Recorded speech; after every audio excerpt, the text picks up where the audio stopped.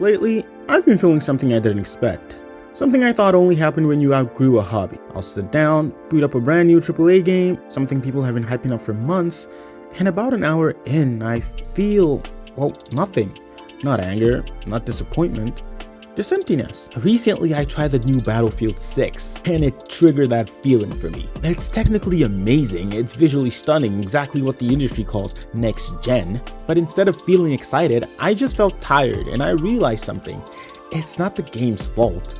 It's something deeper, something about my relationship with modern gaming itself, because I think I'm just not into hyper-realistic AAA games anymore. I'd say somewhere in the last decade, gaming became obsessed with realism, which isn't inherently a bad thing itself. I'm not gonna sit here and act like, oh, it's a bad thing that the industry is obsessed with realism. I mean, we can still have good games that are super realistic in terms of visuals. The lighting, the textures, the animations, everything just got bigger over the last decade, shinier, more cinematic. Every big release was marketed like a movie trailer. They don't try to give the most immersive experience yet, every blade of grass being rendered in real time.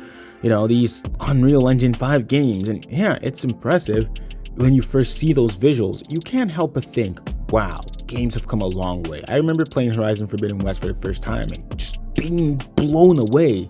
And then after a few hours, yeah, my interest kind of started to wane. I still did enjoy the game, but I think that might be the point where I started to realize, like, I don't think I care about graphics nearly as much as I used to. Because once you get past the surface, past the lighting, past the reflections, the question becomes, is it fun?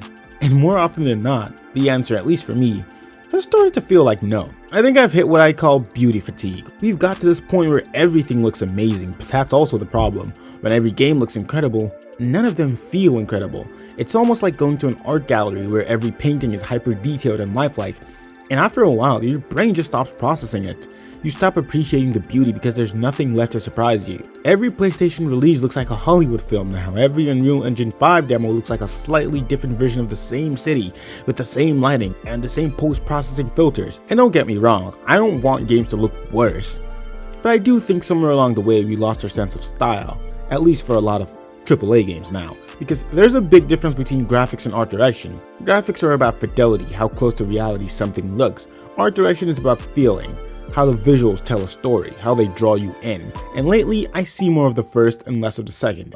It's like the entire industry got stuck in this race to make the most cinematic, realistic, emotionally serious game ever. And while that works sometimes, it's starting to feel like every AAA game wants to invoke that sense of realism that The Last of Us gave us in 2013. Even when it's an action game, I think action games are supposed to be fun first. And that's where I start to feel disconnected, because I don't want every game to feel like I'm watching a drama. I want some games to feel like playgrounds. Not every experience has to be a visual statement about real life trauma or survival. Sometimes I just want to jump around and do dumb stuff with friends, but AAA doesn't seem interested in that anymore. It's like fun became childish. I mean, apart from Nintendo, obviously, they still put a lot of resources into making AAA games that are very creative both conceptually and visually, even though they technically don't look graphically as good as other games. Nowadays, most AAA games seem all about maturity, grit, and realism. And again, I can't say this is a bad thing per se, it's just how I personally feel about it. To be fair, realism itself isn't bad, like I've already stated.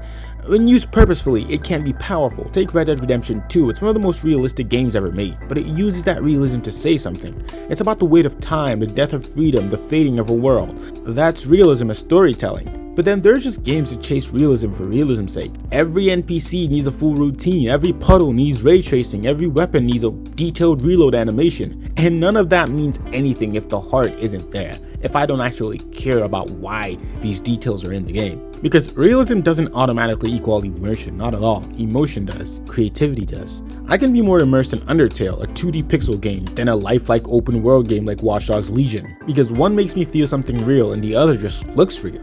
Now, this isn't me saying Battlefield 6 is a bad game in any way, because I'll be honest, I'm not the biggest fan of shooters, but I guess playing it and trying my best to enjoy it with the hyper-realistic graphics just kind of reminded me of why I haven't been enjoying a lot of hyper-realistic games recently. So I'm not trying to dunk on Battlefield here, it's more like Battlefield kind of gave me this epiphany that I'd been subconsciously feeling inside. Part of this fatigue comes from how many games now share the same visual DNA. It's like there's this kind of visual homogenization being created. A lot of these hyper-realistic environments now start to look like tech demos to me. It's everywhere. Different developers, different genres. They all somehow feel like they've come out of the same creative blender. And I think that's what's making it harder to feel excited.